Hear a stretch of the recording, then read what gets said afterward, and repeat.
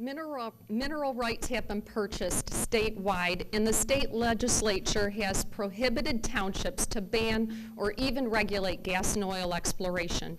Residential oil drilling will negatively impact property values and tax revenue needed to provide critical police and fire protection services. Michigan is home to 1,240 townships, which govern 96% of the land area, and the Michigan Zoning Enabling Act provides no authority to townships to ban or even regulate gas and oil exploration. The United States has approximately 3% of the total natural gas reserves. Gas and oil exploration is increasing exponentially in the Great Lakes state. In the month of August, residents in Shelby Township and Scio Township saw property values plummet on Zillow immediately after an oil rig appeared in their neighborhood. Plus, on August 19, it was reported in the Detroit Free Press that as other states ban landfills from accepting low-level radioactive waste, up to 36 tons of the sludge already rejected by 2 other states was expected to arrive in Michigan. The Van Buren Township residents living less than a mile from the landfill are concerned about radiation leaking into the water supply. As regulations tighten in other states, companies are turning to Michigan as the radioactive sludge's dumping ground. Gas and oil exploration can cause irreparable damage, so being proactive with regulations is critical in the Great Lakes state. White Lake Township residents in close proximity to oil rigs are already experiencing brown tap water. Much like Pennsylvania residents in close proximity to fracking operations who now have to bring in thousands of gallons of water into their homes for bathing and drinking. There are 1.2 million Michigan residents remaining on wells. The state is leasing thousands of acres of mineral rights for an average price of $12 per acre versus an average price of $22,000 per acre in Texas. And there are no regulations or cost for the gas and oil industry to extract millions of gallons of water from the Great Lakes. There is a growing concern to limit drilling in residential areas with attractive environmental features. A growing number of Oakland County Township officials are demanding to have authority to regulate gas and oil drilling activity like all other commercial development in residentially zoned areas, including the notification to surrounding homeowners. The Great Lakes account for nearly 1/4 of the world's fresh water, which is desirable for both business growth and quality of life. Stewardship of this resource is critical, as drought and lack of access to clean water are necessary for the global population. The Great Lakes has been reported at a historical low in 2013. Gas and oil exploration accounts for the extraction and permanent destruction due to radioactive contamination of over millions of gallons of fresh water. It is my opinion that the state legislature has an obligation to repeal the Michigan Zoning Enabling Act, MCL 125-32052, and give people a voice, not the gas and oil industry.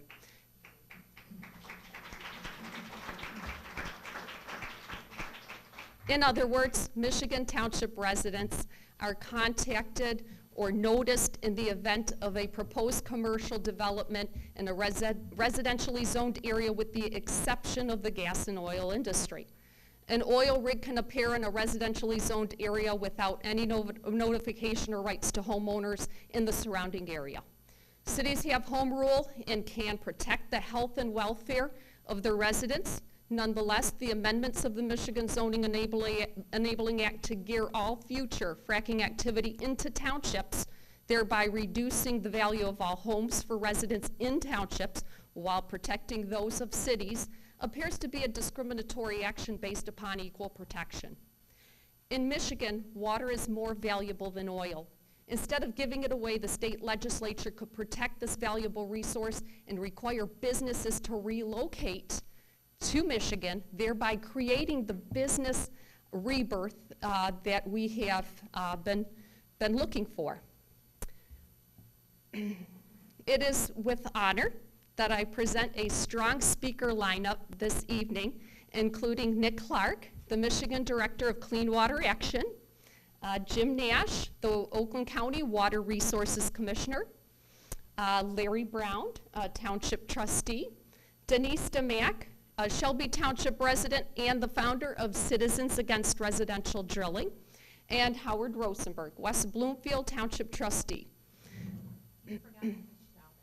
I didn't know you were attending this evening. Okay, West Bloomfield Development Services Director, Marshall Labadie, and Environmental Manager, John Rhoda, will distribute 3x5 cards for a question and answer period. If you do have questions, please raise your hand during the presentations, and Marshall and John will provide you with the note cards. They will screen the cards to make sure that there are no duplicate questions, and they will forward them to the panel to be answered at the conclusion of the speaker presentations during the question and answer period. Thank you again for attending this evening. Please help me recognize our keynote speaker, Nick Clark.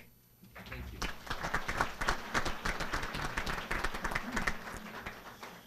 Great, thank you.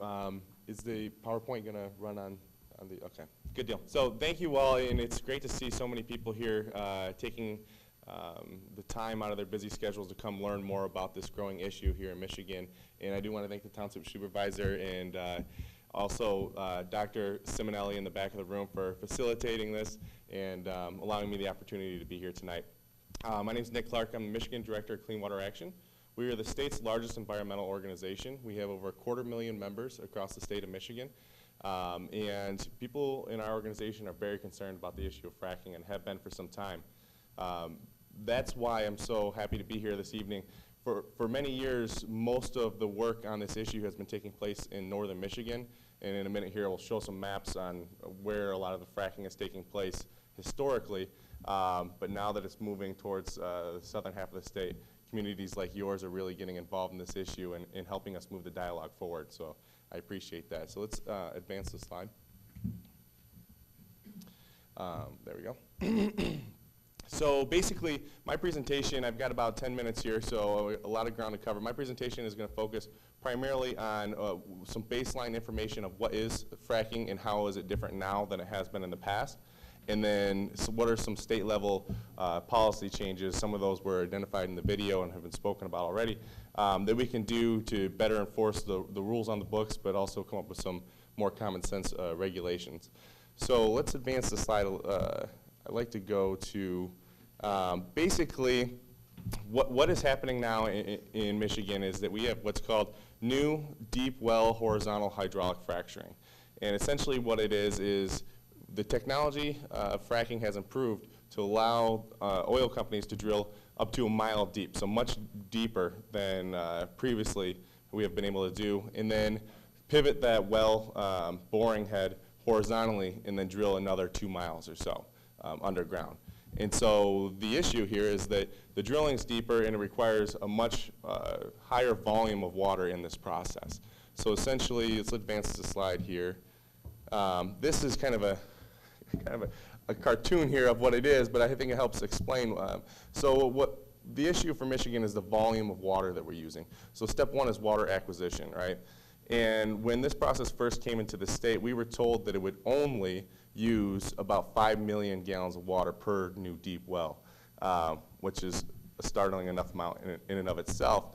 But what we found in practice is that some of these wells have used closer to 18 to 20 million gallons per well. And so that water is taken out of our aquifers, essentially at a very low cost. And what they do is they mix it with a series of chemicals and sand, and then it's injected deep into the ground. And what it does is it breaks apart the rock.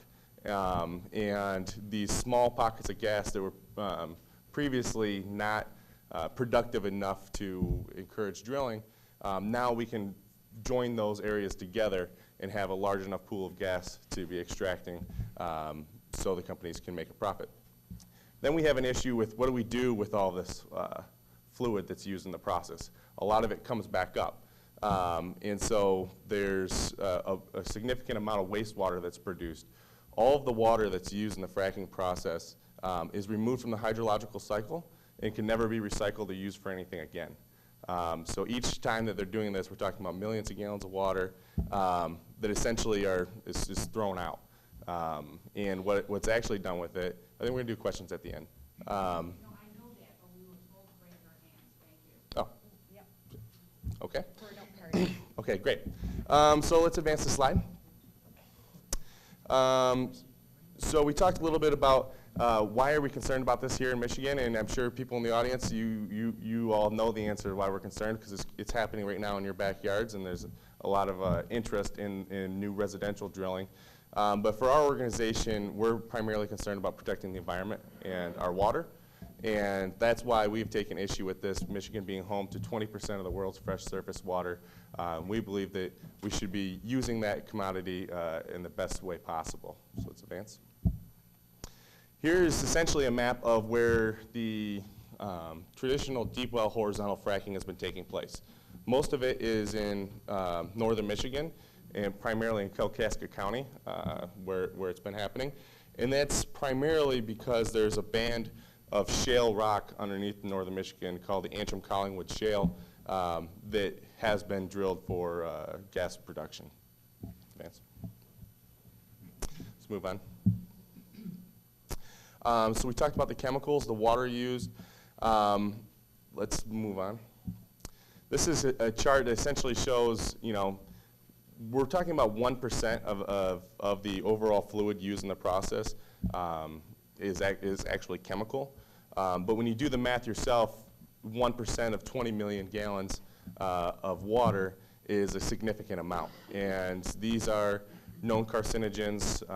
They're different types of acid. And essentially what this stuff does is it combines with the water and the sand to lubricate the water under high pressure, so the water can continue to move on to new fractures and break apart the rock. Part of the issue with this is that we don't exactly know what all of these chemicals are on a given operation. The industry has claimed trade secret protections on this issue, and essentially what that means, the industry likes to tell us that it's something like the secret recipe between Pepsi or Coke, right? That if their recipe gets out of how they do fracking, other companies are going to get a hold of that and use it to their disadvantage. We don't agree with that line. You can buy Pepsi or Coke in the grocery store and take it home and drink it. This stuff is certainly not anything we want to be drinking. The other issue is that accidents happen, and should there be an accident, the people on the scene are going to be first responders in many times rural counties or in a township like your own, and they may not have the proper training or know how to deal with a chemical spill if they don't know exactly what they're dealing with in order to clean it up. We can move on from this point. Go ahead. This is a picture. This issue hits home a little bit to me. So this is one of the first deep well pads in Michigan. This is in northern Michigan, Kalkaska County, and actually just a couple miles down the road from where my family does hunting camp every year. And so I visited this site, and this well, actually the horizontal leg of this well runs underneath of the Manistee River, which is one of the largest and most pristine rivers in the state of Michigan. When you go to this area of the state, it really is what we're talking about when we have the Pure Michigan ad slogan campaign. But the issue is now when you go down these trails that people use to hunt and fish, you're seeing natural gas wells and a lot of development in these really pristine areas. Move on. Continue. Let's continue. I know I'm trying to wrap it up here. I want to get to one more. And one more. Here we go, what we're doing about it. So then this next slide here, there's a series of slides that essentially will outline some common sense measures. So Clean Water Action, we joined forces with the Sierra Club. You saw one of the representatives in the video. Several other environmental organizations and lawmakers in Lansing to put together what we believe is a really common sense approach and comprehensive legislative package to address a variety of issues related to fracking here in the state. And one of them being is allowing the public, and actually requiring the public to participate in the permitting process. So holding town hall meetings such as this, where the industry comes up and talks about their plan for expansion of drilling in those communities, and allowing the public to provide input on those impacts in their communities. Next one here. We have one issue that has really come up in a lot of local communities is that, I said this earlier, is accidents do happen. And right now, if, let's say someone's groundwater is contaminated, and if you want to try to remediate that and prove that your groundwater was contaminated by a fracking operation, the burden of proof is on you as an individual to be able to demonstrate that contamination happened from that particular source. And so what would that mean? Basically, is that when you drilled your well for your home, that you would have to do some sort of baseline testing then and keep that data, and then once your water does become contaminated, or if there's an accident, then do some more testing to be able to demonstrate that that was the cause of the industry. What we're trying to do is reverse that, is put the burden of proof on the industry. They're the ones with the money. They can finance this kind of operation and require that kind of baseline testing. Move on. This is one I really want to talk about, House Bill 4904. This allows counties and townships to regulate operations right in your community. So it was brought up earlier, but it's a point that needs to be taken seriously, is that right now the state regulates the fracking operations with little regard to the impact on the local community or little input from the local community. And so this would take that power back into the most local unit of government, into our townships, into our cities, and allow the people in those communities to decide if this is an industry that they want in their backyard. The other one is that currently these wells can be drilled within 500 feet, 300 to 500 feet of a residence, a school, or any sort of facility. And so we'd like to increase that setback to at least 1,000 feet from these sorts of places. So that's basically the presentation. I'm going to be around for the Q&A session, and I'd love to get into some more of these topics in more depth later on. So thank you all. I appreciate your time this evening.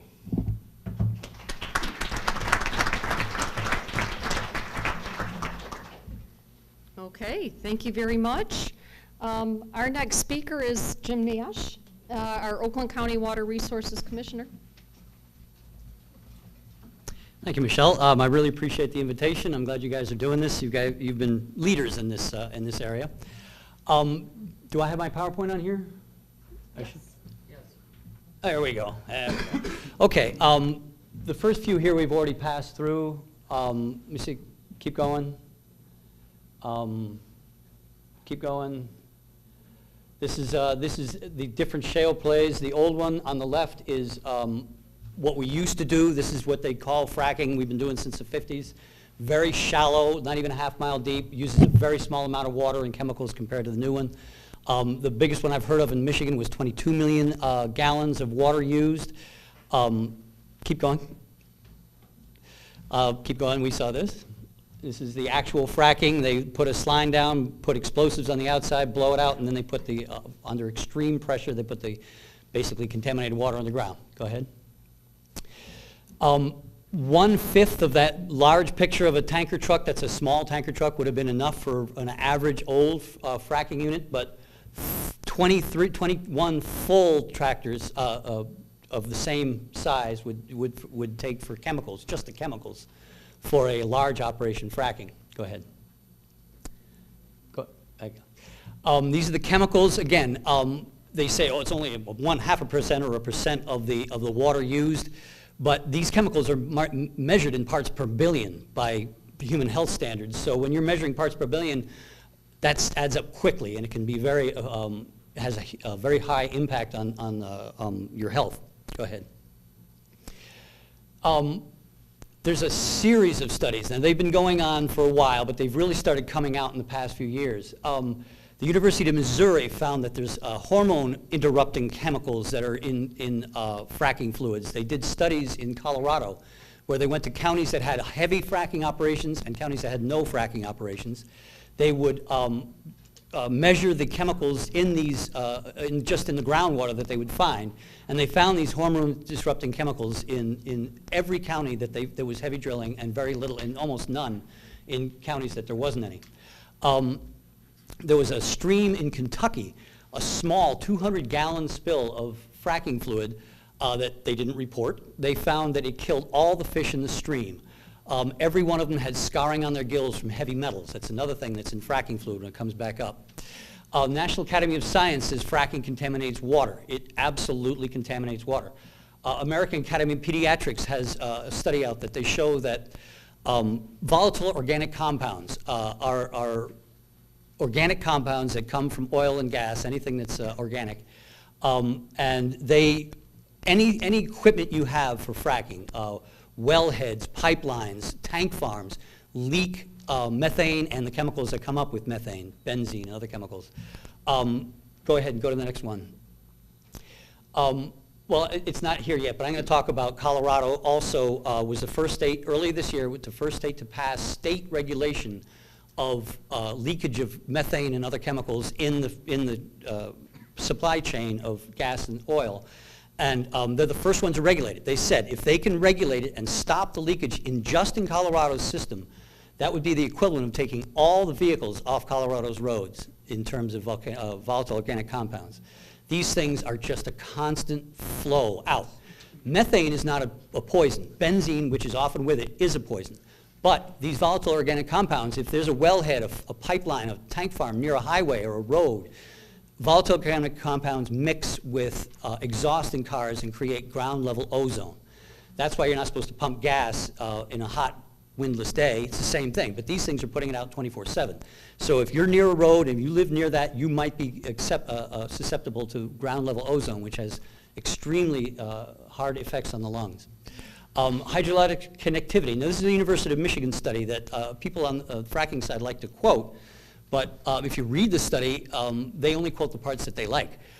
In a whole bunch of areas in these studies, they say that there is not enough Michigan-specific data to reach any conclusions on the effect in Michigan. Well, there's lots of data in other states, but what that says is when the DEQ makes claims and the gas companies make claims that there's never been a case of any contamination in Michigan, that's because almost no wells until very recently ever had baseline testing before drilling. So that nobody knows what's in that water aquifer before drilling. After drilling, 99% of them weren't ever tested either. But nowadays they're starting to be tested. In court, if all the company has to say is, well, if you don't have a baseline test, then that probably existed before we drilled. It's not our responsibility. If you have baseline testing, they can't do that. There's new legislation in Lansing offered by DEQ that would mitigate that some, but it doesn't go far enough. There's a whole bunch of other issues that they mention, and specifically the impact of large equipment, trucks, traffic, the water coming through, all those things have an effect on the people right there in those communities. Go ahead. This is a fracking site. These are all trucks that are, this part is not the drilling, this is the fracking, the high pressure they're using. Large area, very heavy traffic, it goes on, it's extremely noisy. Go ahead. The EPA says that methane contamination was detected in private wells after the drilling started in concentrations exceeding before. They'll always say they have that little thing from the 50s that sometimes you used to get, and sometimes you still do. You can get methane from the aquifer, it develops underground and comes up. That does happen. But it also happens through this, and if you have fracking area, you're more likely to have more of that. Duke University has shown that there's extremely large amounts of contaminated fluid can go out. The Greene County, Pennsylvania, in February had a wellhead explode. It vaporized the person that was working nearby. It blew up a tanker truck nearby, and it burned for over a week because they had to bring in a crew from Texas to put out the fire. Local fire departments can't put out a fire like that. The oil company came back and gave everybody a pizza. These kind of things happen. They say, well, you know, it's not the drilling itself, it's accidents. Well, the accident's happening where the drilling is happening. So it might not actually be the actual drilling. It could be an accident, but it still kills fish in streams. It still contaminates water. Go ahead. Harmful pollutants are emitted from this industry can result in serious health impacts. This is from the U.S. Health Department. The oil and gas industry is a large source of VOC emissions.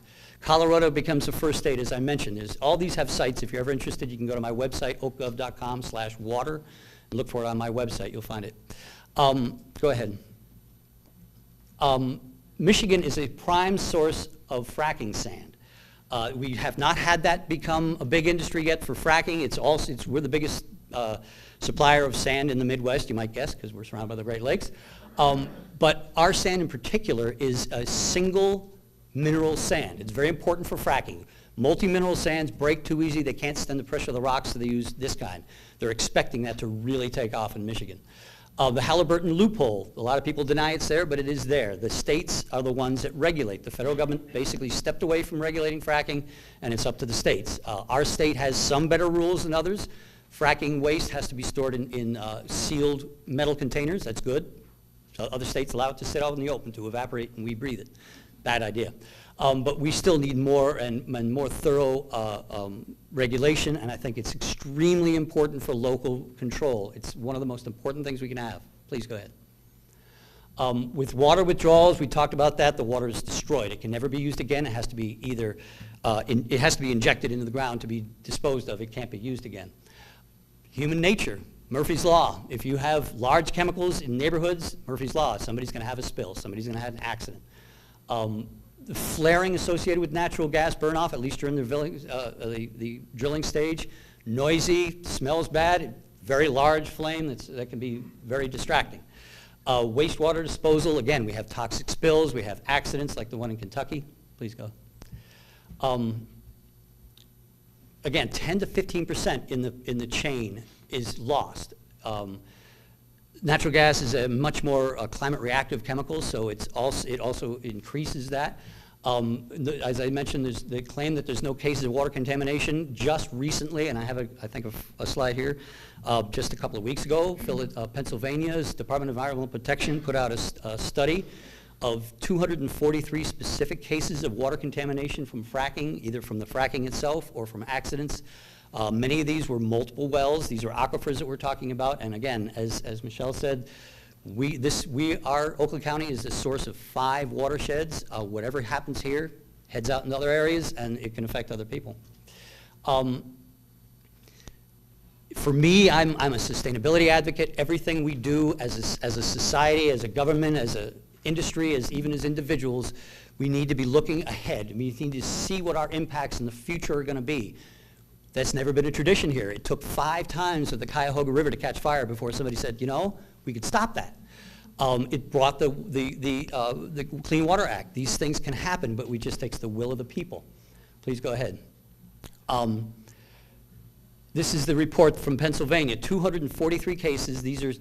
Many are multiple impact cases of oil and gas contamination of local people. And when the DEQ says flatly there's never been a case, they're not telling you the whole truth. They're not telling you that they have no data to show that they're just saying this because nobody's come to them and said, look, I have contaminated water here, that they believe, that they've gone out and checked out. But that doesn't mean that it doesn't happen. Please go ahead. One more. This is my favorite. This was a headline in the Wall Street Journal. The Exxon CEO, an oil man, goes around the country telling everybody there's nothing to fear from fracking. Anything is just silly if you have worries about it. He is now suing to stop a fracking operation near his house. Specifically mentioning the potential harm to his property values, the heavy traffic, all the things that everybody else is saying is a problem, that he's been saying all this time, you guys are making this up, but he's now a party in a lawsuit making those exact same claims. It makes you wonder. And the U.S. Bureau of Economic Research, who is funded very heavily by very conservative organizations, it's a national group that does a lot of economic research, generally quite good, and they have shown that there is a significant risk of loss of property value.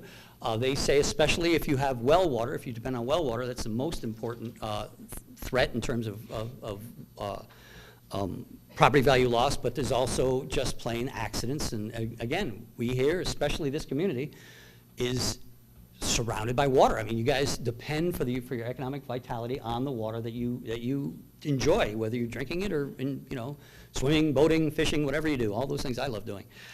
So we have to protect that.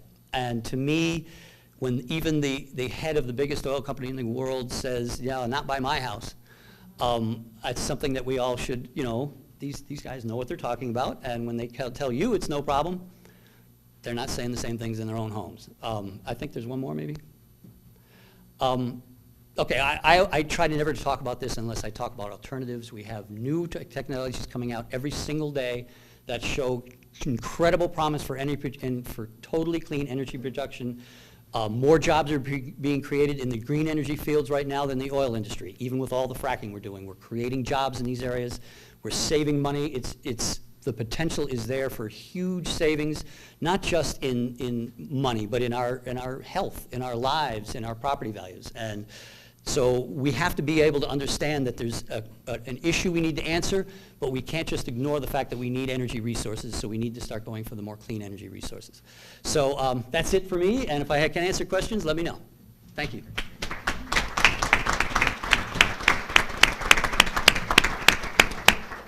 I'd like to commend Commissioner Nash for all of his hard work over the past 2 years, speaking in many communities about this important issue. Our next speaker is Trustee Lawrence Brown.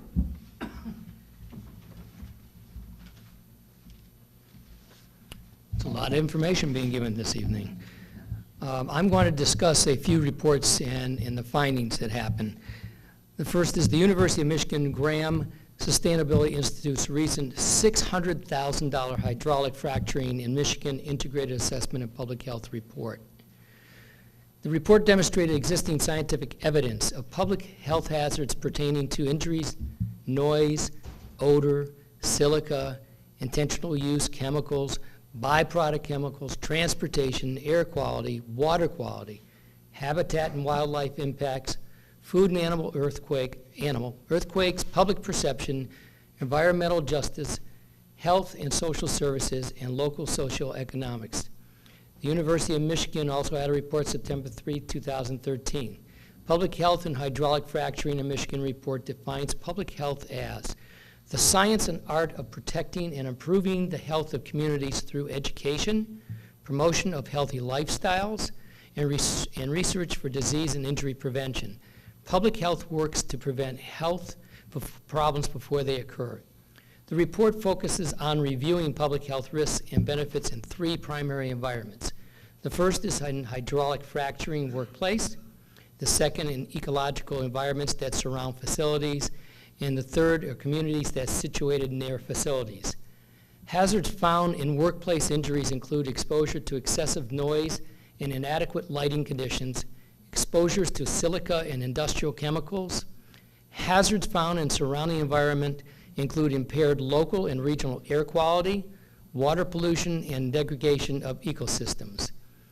Possible hazards in communities include increased traffic and motor vehicle accidents, stress related to risks, perception, and boomtown-associated effects such as a strained healthcare system and road degradation.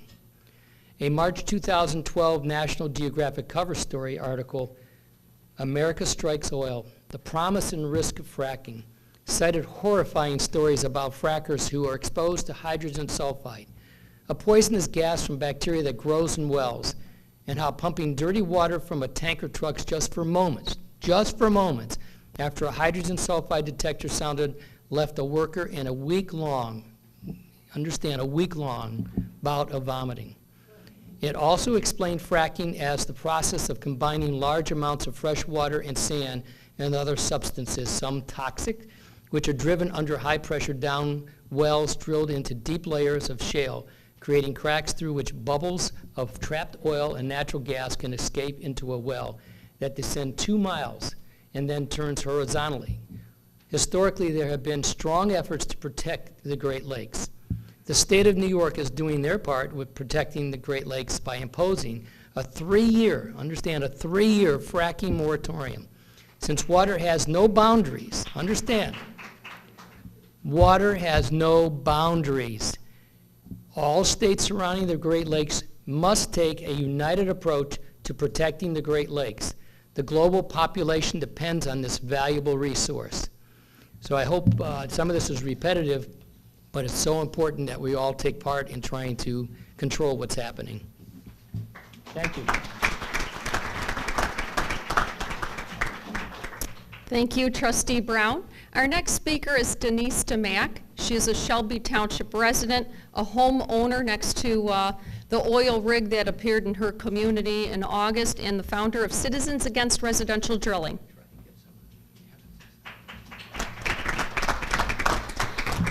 Thank you, Michelle, and thank you all for being here, and thank you for inviting me to speak.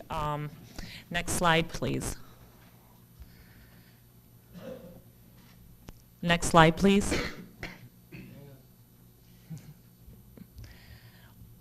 There we go. This actually is a YouTube video that was shot, and you don't have the audio, but I'm going to talk about it anyways. This. You don't see it up there? You don't see it up there? It's on that one. Just a minute. There we go. All right, so this is my neighborhood.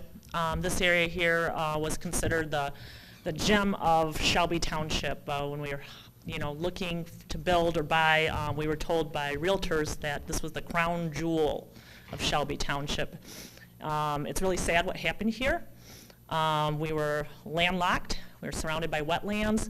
We are back up to a metro park. We are zoned residential. We did crossed our T's, dotted our I's. My husband and I, when we were looking, and along with many of the residents, and it was it's surrounded by 1,000 homes this well. As far as being zoned residential, we didn't expect this at all to pop up in the middle of our neighborhood, and we didn't sign up for it. We would take long walks at night along this bike path here. This is a path that you're seeing right now, and if you go home and you watch the video, you'll hear the droning of the drill in the background along with birds chirping, which is a strange phenomenon. But this bike path here, we would take long walks on, and we would say how blessed we were, how lucky we were to be living in the neighborhood, to be living in America. And what I say to people now is be careful. It can be you, And so this type of operation, and you'll see the drill here coming up at night. You just right over this. So this is all wetlands, by the way, that you're viewing right now, as you probably recognize in your own township here. This probably looks very familiar. You come up over the bike path, and less than 100 feet from the bike path, and you'll see it very clearly in a few minutes here, is the drill. The drill actually was 450 feet, 0.26 inches, which is exactly the minimum. 450 feet is exactly the minimum that you could be from your foundation, your back door, not your lot, not your patio, but your back door. And next slide, please. Go ahead and go to the next slide. Thank you. This here is my neighborhood. This was a Chopper 4 shot of the media. This is Briarwood Preserve. The drill is actually in Briarwood Preserve subdivision. Creekside Village subdivision is right over those trees there, and so that's what separates us. Go ahead and next slide, please. Again, this is the layout of the subdivision called Briarwood Preserves. There's actually homes on lot now 7 and 8, and 24, 25, and 26. And the red star at the far corner there is a lot on a cul-de-sac that's called Buckhorn Drive, and that is where the oil well was drilled. Next slide, please. Okay, and the red star again is the oil well. Now, all the homes now are pretty much filled in. The north side of the star, along to the right, there's cloud cover over Stonewick Lake there, pond, and then coming around the right, so not even to the left of DeQuinder or south of 25, that's over 1,000 homes, okay, and condominiums. When you, and this is all residentially zoned. As you can see, we're pretty landlocked. I mean, there is nowhere to go there. Again, 450.26 from the foundations of our home in this area, so very densely populated. Next slide, please. This is what we woke up to. So, in the middle of the night, July 24th, we woke up and we thought, well, that's strange. They're doing construction in the middle of the night. Some people thought it was a cell phone tower. We were unsure. And we looked at this, was unsure what it was. And next slide, please. During the daylight hours, next slide, yeah. This is a 118-foot derrick. And so that's what we got to experience. This operation goes 24/7. You know, it was quite shocking to see that. Many of us recognized what that was. Some of us still didn't know what that was. Next slide, please. We had 2 town hall meetings right away. The first one, we were invited by the MDEQ because they were getting lots of calls, and the OOGM, Office of Oil and Gas and Minerals. First town hall meeting drew 350 people within 6 days of notice of that meeting. This one here was our event from Citizens Against Residential Drilling. We invited an environmental consultant on August 20th, just drew 800 people. The gentleman there, his name is Chris Grobel, and he said he hadn't seen a crowd like that since the Superfund. Most of you probably know what the Superfunds meant back then. Next slide, please. And so from the town hall meeting with the MDEQ, Office of Oil and Gas and Minerals, I call it the OOGM for short, one thing we found out, they refer to our well as the Nino Holmes Well 1-6. It's the first of its kind in all of St. Clair, all of Oakland, all of Macomb, all of Wayne, and all of Monroe. Think of how large that area is. And they admitted it's the first of its kind. Now, to be the first of this kind and be that unique, what do you need? You need all 3 elements. Densely populated area, population of 70,000 or more per MDEQ. You need it to be zoned residential. In our case, not only is it zoned residential, we're 450 feet from our back door. And then drilled exactly like this one, which means we're being drilled directionally enhanced with chemicals, an acid matrix stimulation solution. And a little drilling 101 here. Conventional drilling is another technique you're going to hear over and over again from the oil industry. You know, we've been doing this for 30 years in your area. Don't even worry about it. Most of us thought it meant a reservoir of liquid oil that only requires a pump jack. No special procedures required. And essentially, this is how the industry defines conventional drilling. As drilling in a conventional reservoir that is still in rock, but a rock layer that on a permeable gradient would not be anticipated to require pressures and fluid volumes and enhanced oil procedures to physically initiate a fracture or fit the industry at current state definition of hydraulic fracturing, a very dense layer of shale. Instead, the target layer here is the Trenton Black River. This is where it gets interesting. It's a more porous carbonate layer of limestone. In this conventional reservoir, they would be enhancing existing natural pores or fractures, but would not have to initiate a fracture by using high volumes and high pressures.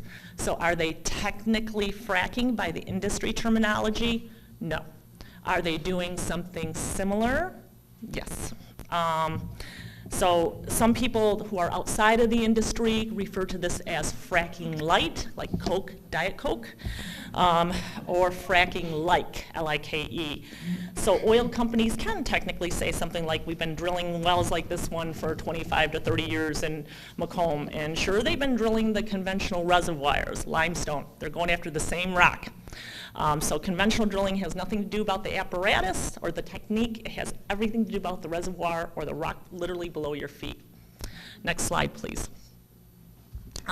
They told us we were getting a smaller derrick. They said there's several phases of drilling. First phase is drilling. The second phase, well completion. So that's where we were headed. And they said, don't worry, you're going to get a much smaller derrick. We did. This one here was 18 feet shorter. It's 100 feet. So next slide, please. So now we're hooked up for chemicals. At this point, we were under pretty much panic. That is not a tanker truck. That holds the chemicals. Next slide, please. As you can see, this is a very industrial process that's happening right in the center of our neighborhood where children play. Next slide, please. Next slide, please.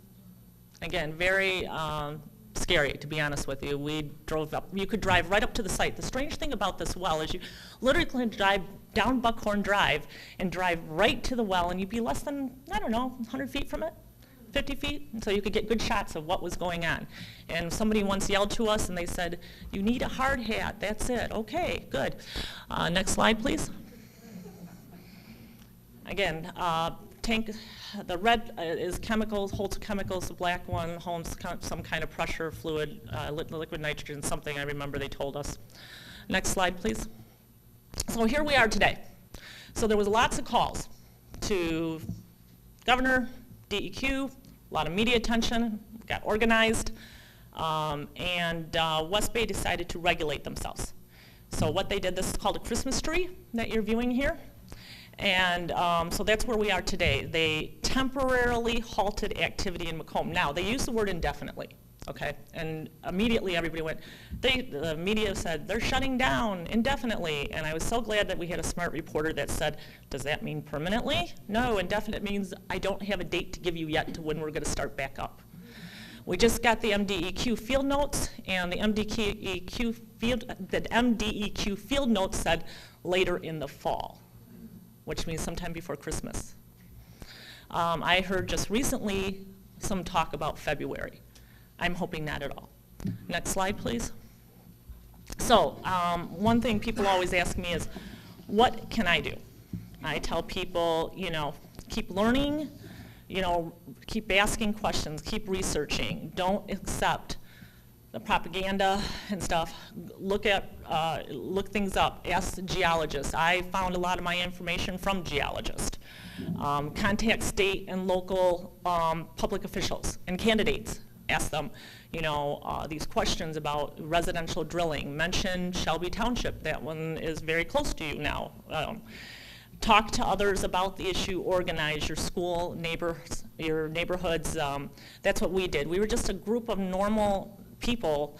We're now very departmentalized. We have a media area, we have a law area, we have a communications area, we have a marketing area, we have an events person, so legislation liaison, so we're very, very organized. I suggest everybody do that. You can join Citizens Against Residential Drilling. We have a website, we have a Facebook page. We're constantly updating it. We're constantly giving people ideas on action items and stuff to protect your own neighborhoods. Sign petitions, collect additional signatures, and return them to us. More than likely, there will be a ballot initiative next year. And what I tell people is, you know, volunteer to canvass, man a booth, do something to help that. Support state and local ballot initiatives or legislation. Support that promote balanced, responsible oil and gas development. And so those are some of the things that you can do, and hopefully that all together we can prevent this from coming to a neighborhood near you. Thank you.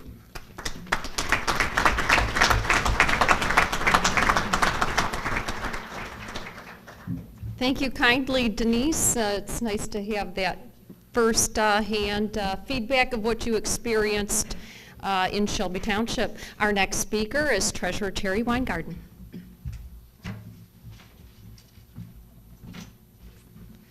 Thank you. That's a hard act to follow. Wow. Hi, I'm Terry Weingarten. As the West Bloomfield Township Lake Board representative, I'm very pleased to be here tonight. I've personally been following this issue for the last couple of years, thanks to the efforts of your group and other groups out there, and I do encourage all of you to go on Facebook and go on websites and really try to get more educated. It's very important to have a passion for the safety of our water. I particularly want to thank Jim Nash. I know he's been doing his little world tour, doing these town hall meetings and trying to educate people, which is really the most important thing we can do.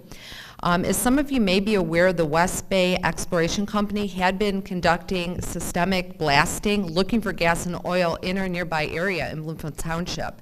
They've been doing this for the last 2 to 3 years, and thankfully, they still have not discovered that there is any gas or oil in this area that would then encourage them to take these next steps. So hopefully, because we're very nearby, the same would hold true in West Bloomfield and through Oakland County. However, having said that, I want to caution you to being complacent. Water, as we've said, and as we all know, is a very fluid commodity. So if you have contaminated water, it can very easily flow between waterways. Oakland County has 5 watersheds. West Bloomfield has 28 lakes, 150 ponds, woodlands, and wetlands, and they're all interconnected. So if we have a problem in any community, it can easily come to our community. We need all communities to urge their state representatives to take an active role in this issue. Let them know that you will vote for them based on this issue, because there are very strong lobbyists out there, and you need to let your voice be heard over any of those interests. We're very lucky here in West Bloomfield that we do have very committed state legislators, but you really need to spread the word. As treasurer, I'm always concerned with property values and tax revenue, but this is not just a property value issue. This is important as far as the value of our properties, but even more important is the safety and welfare of our families.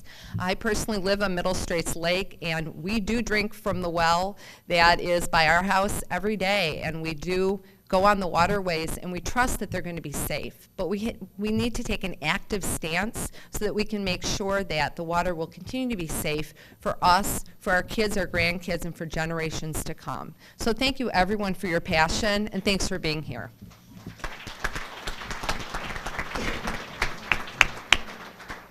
Thank you. Our final speaker prior to question and answer is Trustee Howard Rosenberg.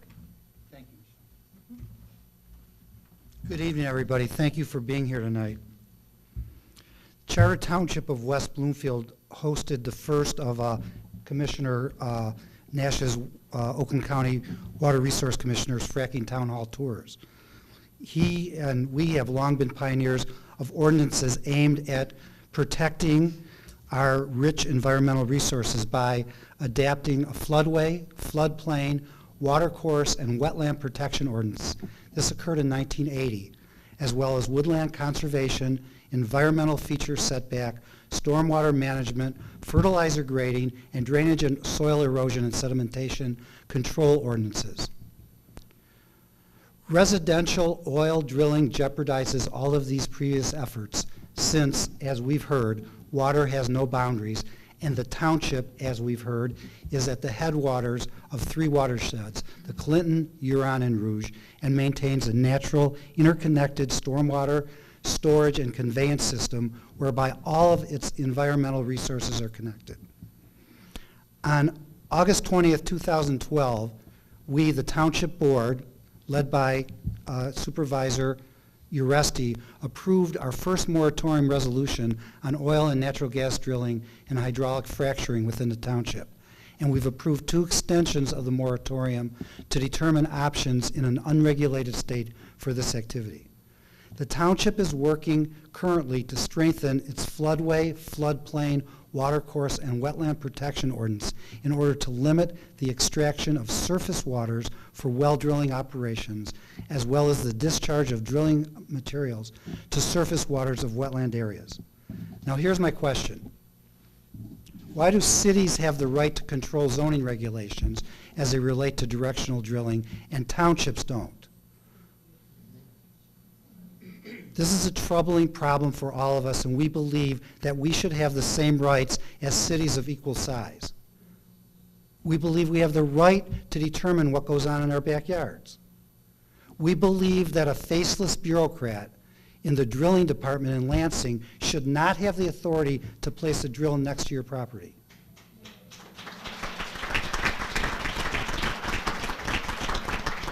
Conservative, libertarian, and progressive think tanks strongly support local control. This country is based on self-determination. I have the right granted to me in the Constitution to enjoy my privacy and peace. This includes my property rights. I therefore have the right to determine through my local elected officials the zoning rules for my community, and I have the right to tell the state that I don't want oil drilling to occur. Directional drilling is a wolf in sheep's clothing. It promises you safe, inexpensive energy, but what it delivers will cause an environmental catastrophe of epic proportions. Loss of drinking water, loss of the use of land, rivers and streams, and tremendous loss of property values. There have been earthquakes in Oklahoma that have been directly related to fractional drilling. We don't need this. We don't want this, and our legislature in Lansing needs to prioritize the voice of the people, not the gas and oil industry, which is exporting this commodity. We're not even using it.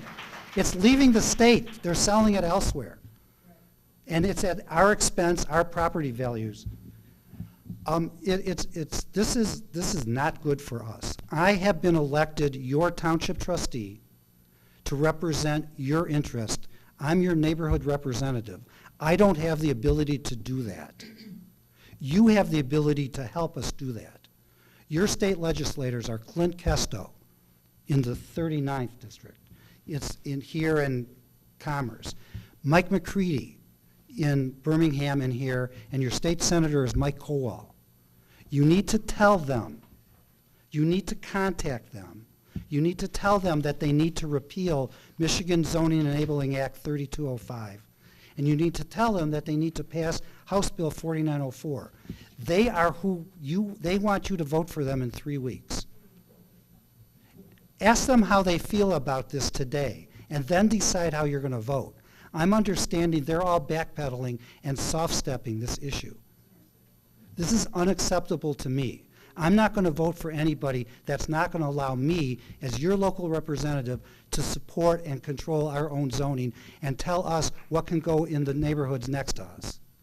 And I hope that it's good that you're here tonight, because I can't do this myself, and I want to thank Michelle for setting this up to bring you all here, because we need your help. Your voice can be heard.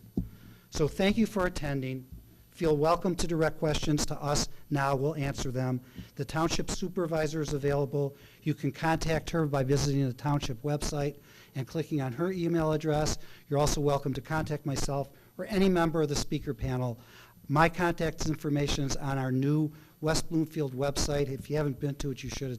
It's a nice site. The new address is www.wbtownship.org. Demand to have a voice on oil and gas residential drilling by talking to your legislatures. Repeal Zoning Enabling Act 3205. Support Act 4904. Let us ban oil and gas regulation, drilling in this community. Thank you very much. I do want to thank everyone for attending this evening. Greatly appreciate your support, your interest in learning more about this important issue. Thanks again for attending. I want to thank the speaker panel. Thank you.